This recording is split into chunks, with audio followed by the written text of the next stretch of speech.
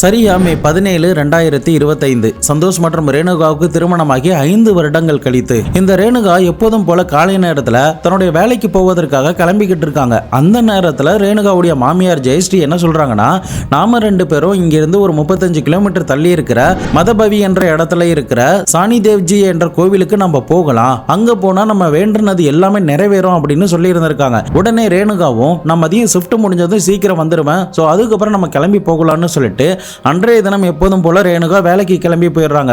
அவங்க சொன்ன மாதிரியே மதிய நேரத்தில் அவங்களுடைய ஷிஃப்ட் முடிஞ்சதுக்கு பிறகு இந்த ஜெயஸ்ரீயும் ரேணுகாவும் அவங்களுடைய ஊர்ல இருந்து 4 கிலோமீட்டர் டிராவல் பண்ணி மெயின் ரூட்டுக்கு வந்து அங்க இருந்து பஸ் மூலியமா இந்த கோவிலுக்கு போறாங்க. இவங்க கிட்டத்தட்ட ஈவினிங் நேரத்தில் தான் போயிருந்திருக்காங்க. அதுக்கப்புறம் அந்த கோவிலில் அர்ச்சனை பூஜைகள் எல்லாமே பண்றாங்க. மேற்கொண்டு அந்த கோவிலில் உட்காந்து மன நிம்மதிக்காக கொஞ்ச நேரம் பிரேயர் எல்லாம் பண்ணி இருந்திருக்காங்க.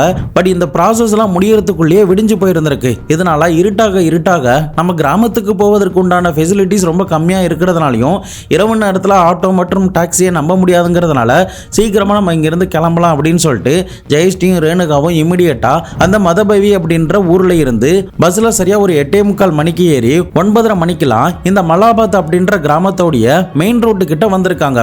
இந்த மெயின் ரோட்டில் இருந்து 4 கிலோமீட்டர் தள்ளி தான் இவங்களுடைய வீடு இருக்கு.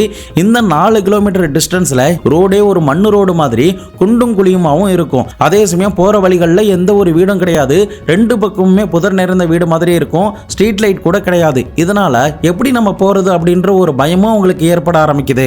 இன்னொரு பக்கம் இந்த ஆட்டோ மற்றும் டாக்ஸில போறதுக்கு இவங்களுக்கு பாதுகாப்பு இல்லை அப்படின்னு உணர ஆரம்பிக்கிறாங்க. இதன் காரணமா சரியா ஒரு 10 மணிக்கெல்லாம் தன்னுடைய கணவரான கமன்னாவுக்கு ஜெயஸ்ரீ கால் பண்ணி இந்த மாதிரி நாங்க நிக்கிறோம், நீங்க கார் எடுத்துட்டு யாராவது அழைச்சிட்டு வாங்க அப்படின்ற மாதிரி தகவல் கொடுக்குறாங்க. அதன் அடிப்படையில் இந்த கமன்னா என்ன பண்றாரு, தன்னுடைய கிராமத்துல எப்போதுமே அழைச்சிட்டு போற அந்த டிரைவரை போய் கூப்பிட்டு இருந்திருக்காரு. ஆனா அந்த டிரைவர் அந்த நேரத்தில் இல்லாததுனாலையும் மீதம் இருக்கிற ஆட்கள் எல்லாருமே தூங்கிட்டதுனாலையும் வேற வழி இல்லாம இந்த கமன்னா தன்னுடைய 2 வீலரை எடுத்துக்கொண்டு 2 பேரையும் பின்னாடி உட்கார வச்சு அழைச்சிட்டு வந்துடலாம் அப்படின்னு சொல்லிட்டு 4 கிலோமீட்டர் டிராவல் பண்ணி அந்த மெயின் ரோட்டுக்கு வந்திருக்காரு.